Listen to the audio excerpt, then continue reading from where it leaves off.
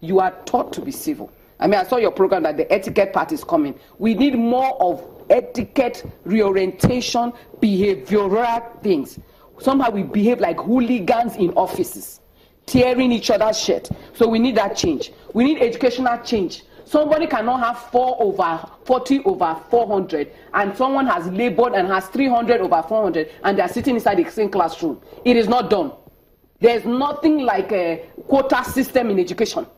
Every best must come to the table. Yeah. If you don't have your best, go look for it. Train and do retraining for your people. A 40% and a 300 or 250 cannot be sitting in the same classroom. We need that change in the educational sector. We need more university to absorb our youth. Too many people are leaving secondary school, but the entrance into the university or skill acquisition is too narrow. We need to broaden it. We need change in our values. You cannot obtain value by a child growing up without discipline. Discipline is taught at home. There are 3 people who are involved in disciplining a personality. The family. So we need to help families. How do we help families? We need centers where people have to be counseling. Do you know professional counseling is not in this country as it should? We need counseling centers where children who are going crazy need to be put on a straight path. Parents themselves who go to school to misbehave. Do you know parents these days are also misbehaving, go to school shouting on a teacher. So they themselves need orientation. We need orientation from the religious sector. The churches and the mosques need to wake up, and every Friday and every Sunday, what are they saying from the pulpits?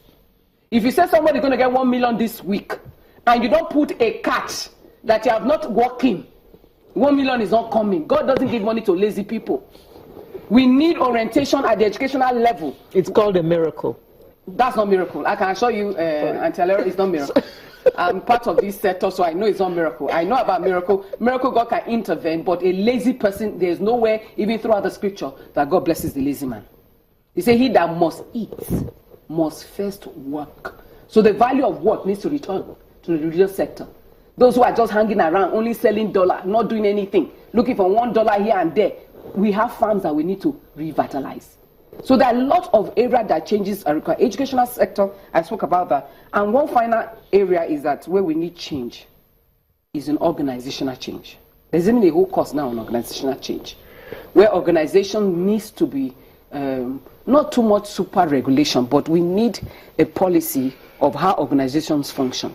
One of the beauty about channels, I said it even the last time I was here during the election period, that when I look at channels, I look at the talents that has been invested in, and especially young men and women. If you go through all the television channels, not because I'm here all the time, but I love channels. I love the excellence. I can see the propensity, they push for excellence. If most organizations begin to think excellence, if the presidency around him can think excellence, in his appointment, putting the right people on the right seat and getting the wrong people off the bus, that was the recommendation. Would it not be considered biased? Bias how? We have a quota system, right? But under the quota system law, no, it has to be based on meritocracy, not mediocrity. Meaning that if I want an Eastern man and I need a man from the North, from the East and from the West, they must all qualify. If they are not qualified, we put a question mark on you, say, in the next run, when you get qualified person, send them to us. But as long as you don't have that qualified person, you will not get that position. Guess what? It will challenge us. And we also need change in the federal law. Federalism. We don't have federalism. You know, the military people have broken that federalism.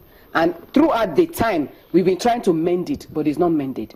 We need government, state government, to become independent runners of their own state and be able to raise the best of the best within the state. So this change, we need to make the list of that change. A whole booklet probably needs to be made by the federal government, or what are these changes? So we need people that will think outside the box, different teams and all that. And that is the level of thought. And that's why Jim Collins said disciplined thoughts. Because even if you have disciplined people, they have to be able to think through a process. Okay, now we have to start winding down. Yes. So, Uma, I need to ask you for your last word on this. Yeah. Okay.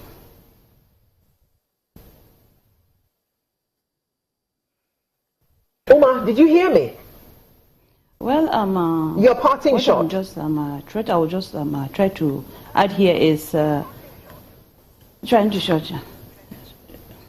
Is let's at least the system should be like a kind of rotational system. The system should allow the new, as in the new blood, the youth to come in. Just like what is happening presently now. There are a lot of youths that work for this whole changes of a thing, but they are not involved. Just like in my own, according to IDP, according to Constitution, what is stated that we give even to people below 25 years the opportunity to be in the BOT. Because these new people, you are just Mrs. Juliet now finished talking about trainings and everything. But to be candid, most of the people that are being elected are not even worth those seats. The people that should be there should be the people that know exactly what is wrong with Nigeria, and it's the young boss that will bring about this change. The young people should be involved in the whole system, because if they're involved, because most of them are well enlightened, they grow up in this problem knowing exactly what Nigerian problems are. And if to say they are involved in this whole situation, or this whole, just the way she said, people, you see there's a position and there's not a right person from it, both from the both sides, and it should be, of course, it should be a question mark. The position should be held, it should be left back vacant until the right person is there. And these young people will bring a lot of enlightenment. If you just go through the youth, you see a lot of them agitating, willing to come up and make Nigeria great. Thank you very much. Mrs. Benitie, your final word. There's a research that says it takes a square root of a population to make that change happen. Right now we have a training and we calculated it's like 13,000 people. If the president can make a call and begin to research through the country and raise up this change team, that is not political. It is not partisan. It is Nigerians. And they should be able to raise up programs that can cut through the nation, starting from the leadership, cut down the excesses. Our recession is just a matter of leadership. We have what it takes to come out quickly.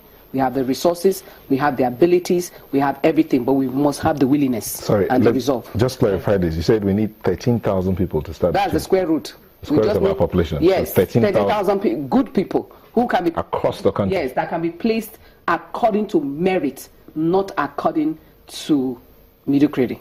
That is our problem. We are getting emotional with our leadership, and emotionalism never changes a nation.